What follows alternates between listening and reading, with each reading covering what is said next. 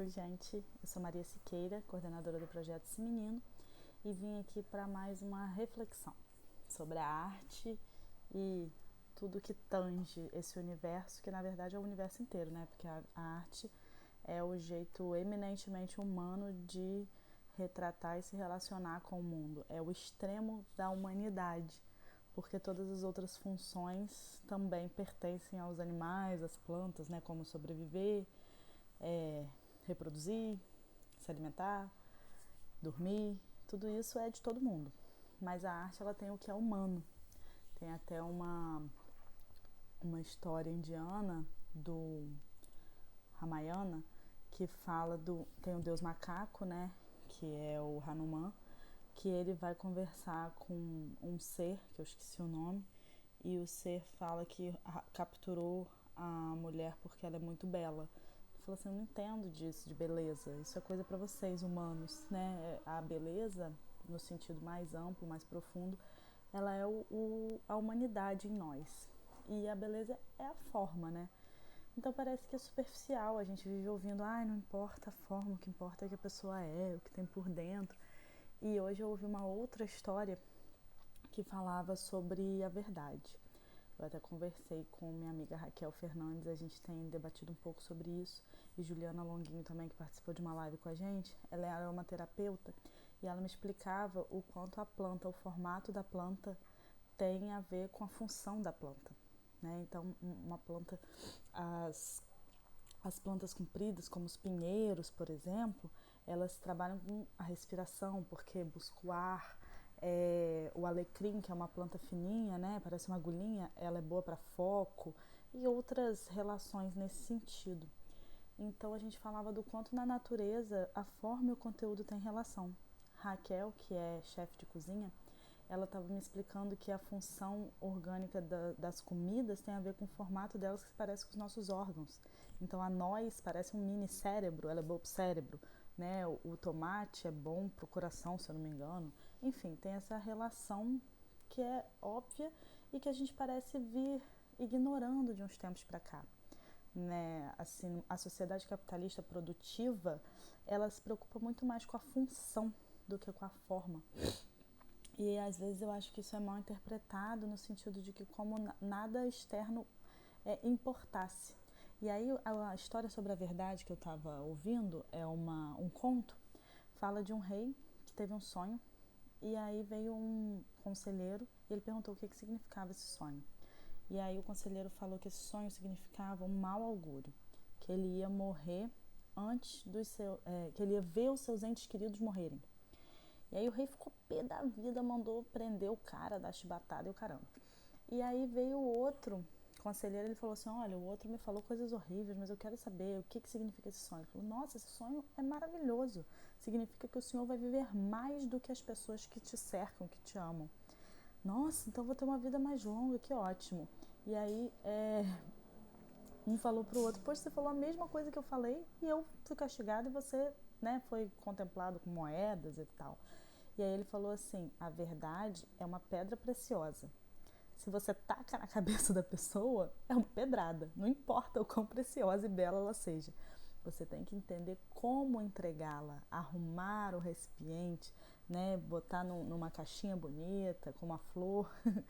Então, assim, mais uma história sobre a forma, né? A forma como aquela pedra está lapidada ou arrumada para ser entregue, né? O momento certo, a forma certa, faz toda a diferença. E o que tudo isso tem a ver com a arte? Tudo.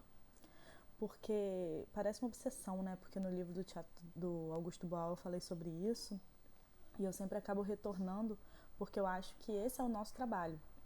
O trabalho do artista e do artista educador é encontrar as formas de dizer aquilo, né? Então, quando eu entendo a importância e a relação intrínseca que a forma tem com o conteúdo, a forma muda o conteúdo. Né? Se você recebe uma informação de um jeito, ela é outra informação, completamente diferente. Aquela pretensão, por exemplo, do jornalismo ser neutro, ela é completamente uma pretensão inútil, ela é impossível. E a gente sabe, todo mundo tem suas preferências de jornalismo, porque você se identifica com um ponto de vista ou com outro ponto de vista. Não existe jornalismo isento, porque não existe nada sem forma. Como você vai entregar uma informação sem ter uma forma? Tem que ter um texto ou uma imagem, né? Então, se existe a forma, não é isento. Existe ali um, uma parte do significado que é dada pela forma.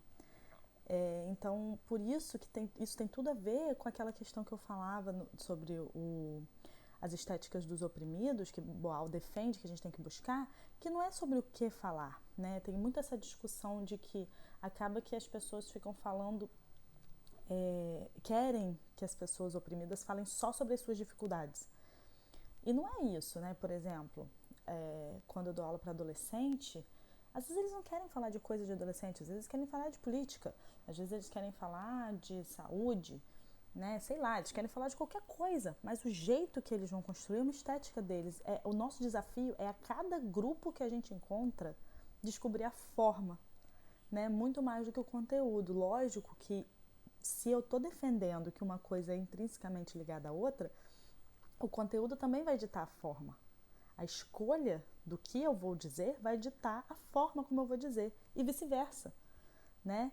Então, eu acho que, na verdade, essa viagem toda é para entender que não existe separação entre forma e conteúdo. Isso é uma invenção nossa, uma compreensão superficial da vida. E tudo que a gente fala é porque a gente está processando e precisa entender, né? Então, eu queria refletir com vocês essa discussão que começou, na verdade, acho que começou há muito tempo. Na minha dissertação, eu debato um pouco sobre a identidade docente, a forma como a gente dá aula, o professor que a gente modifica completamente a relação ensino-aprendizagem. Por isso que Paulo Freire dizia que dar aula é uma ação ética e estética. O que é estética? É justamente isso, a forma, a beleza, a construção. Você não tem como dar uma aula sem se expressar, sem ter uma forma de estabelecer aquela relação ensino-aprendizagem.